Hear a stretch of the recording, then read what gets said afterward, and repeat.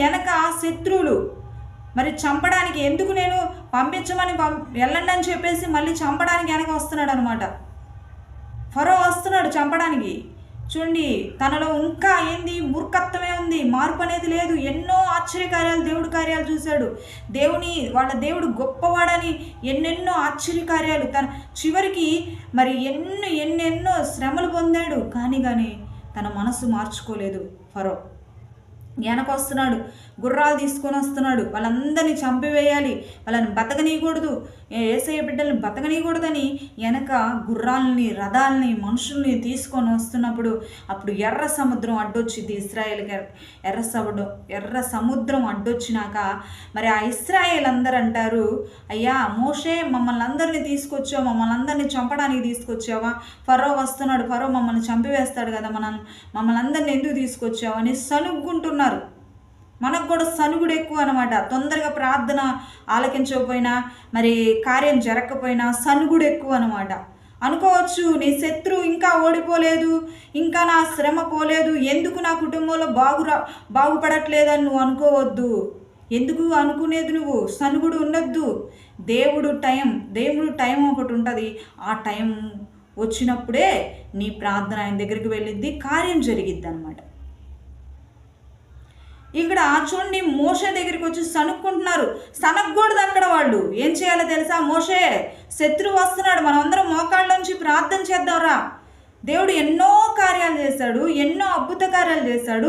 ఇక్కడ కూడా ఎన్నో అద్భుత కార్యాలు చేస్తాడు. మోకరిద్దాము, ప్రార్థన చేద్దాము, మనమందరం మోకరిద్దామని ఇశ్రాయేళ్ళు మోషేకి చెప్పాల్సింది పోయి మోషేని అంటున్నారంట, మమ్మల్ని ఎందుకు తీసుకొచ్చావు? మమ్మల్ని చంపడానికి తీసుకొచ్చావా? చూడండి, బానిసగా ఉన్న మరి వాళ్ళకి అక్కడ తిన్న కాయలు, అక్కడ ఉన్న కాయలు, మరి అక్కడ ఉన్న జీవితాన్ని, అంటే ఆ శ్రమను గుర్తు చేసుకుంటున్నారు, మేలు కొరకు గుర్తు చేసుకోకుండా. అప్పుడు మోషే ఒకటే అన్నాడంట, మీరు ఎందుకు ఇలా అంటున్నారు నన్ను అని అనకుండా మౌనంగా ఉండి దేవుడి వైపు చూసి దేవుడు ఒకటే అన్నాడంట, నీ కర్ర తీసుకొని, చేతిలో ఉన్న కర్రను తీసుకొని సముద్రం మీద కొట్టు అన్నాడంట. సముద్రం మీద కొట్టగానే సముద్రం, అంటే ఎంత పెద్ద సముద్రం ఎప్పుడన్నా చూసారా మీరు? పెద్ద పెద్ద సముద్రాలు ఉంటాయి. ఆ సముద్రం వైపు చూడగానే మనకి ఆశ్చర్యం అనిపించింది. ఆ సముద్రంలో రోడ్డు పడిపోయిందంట. ఆ కర్ర తీసుకొని అలా కొట్టగానే ఆ రోడ్డు పడిపోయిందంట. రోడ్డు పడిపోయి ఆ రోడ్డులో నడుస్తూ పోతున్నారంట. ఎవరండి? ఇశ్రాయేలు. ఇటుపక్క నీళ్లు, మధ్యలో దేవుడి బిడ్డలు నడుచుకుంటా. ఇదొక కథ కాదు, ఇది జరిగిన స్టోరీ, దేవుడు చేసిన స్టోరీ అండి ఇది. నువ్వు నమ్మితే బాగుపడతావు, నమ్మకపోతే శిక్ష నీకు. మరి నడుచుకుంటా వెళ్తున్నారు.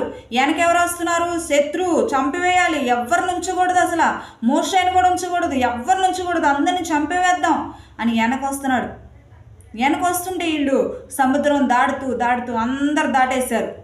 ఆ సముద్రం లోపలికి ఎవరు వచ్చారండి? మళ్ళీ ఫరో సైన్యం. అప్పుడు దేవుడు ఏం చేశాడు? ఆ సముద్రాన్ని కలిపేశాడు. సముద్రాన్ని కలిపేయగానే గుర్రాలు కానీ మనుషులు కానీ ఏమి మిగల, అందరూ చచ్చిపోయారంట. ఏమైపోయారండి? చచ్చిపోయారు. శత్రువులందరూ చచ్చిపోయారండి.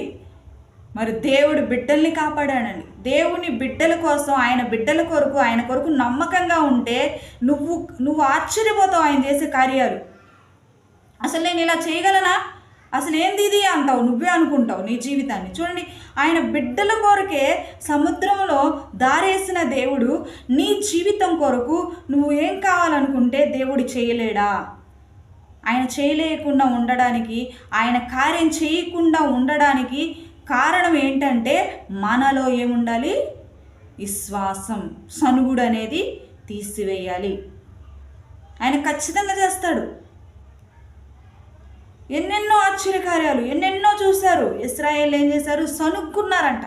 సనుగుడు అనే మనస్తత్వం ఈ రోజు నుంచి తీసివేసే ఆశ్చర్యమైన కార్యాలు నీ జీవితంలో చేస్తాడు దేవుడు. గొప్ప కార్యాలు నీ జీవితంలో చేస్తాడు. నేను చక్కగా ఎన్నుకుంటాడు దేవుడు. మరి వాళ్ళందరూ అంత ఆశ్చర్యపోయి ఉంటారు. అమ్మో, సముద్రంలో మేము ఎలా నడిచాము, బయటకు వచ్చామే ఎంత చక్కగా. వాళ్ళందరిని చంపాలంటే మరి ఎంత రథాలు వేసుకొని కత్తులు తీసుకొని మరి ఎంతెంత వచ్చారు. వాళ్ళందరూ ఏమైపోయారండి? మునిగిపోయారు. దేవుడే యుద్ధం చేశాడు, వాళ్ళందరితో దేవుడే యుద్ధం చేశాడు. అందుకే పాట యెహోవానే యుద్ధము యెహోవాదే అనే పాట ఒక భక్తుడు రాశాడు. మరి ఈరోజు నిన్ను పోరాడుతున్న సైతానుతో నువ్వు యుద్ధం చేసే అక్కర్లా. నువ్వు మోకాళ్ళలోంచి ప్రార్థన చేయి. నిన్ను రెచ్చగొట్టే శత్రువుతో నువ్వు పోరాడే పని లేదు. నువ్వు ప్రార్థన చేయి చాలు, దేవుడే కార్యం చేస్తాడు. మానవ శరీరం కాబట్టి మానవంగా ఈ లోకంలో తిరుగుతున్నాం కాబట్టి మనం ఉండలేక గబగబ మాటలు మాట్లాడుతూ ఉంటాం. కానీ ఆ మాటలు కూడా అనవసరం. దేవుడు ప్రతి మాటను రాసుకుంటాడు. అన్యాయంగా మాట్లాడిన మాటను కానీ, అన్యాయంగా చేసిన పని కానీ అన్నీ రాసుకుంటాడు. అవన్నీ లెక్క అప్పగించాలి. ఎవరైనా సరే లెక్క అప్పగించాలండి. అందరికీ ఒకటే న్యాయం.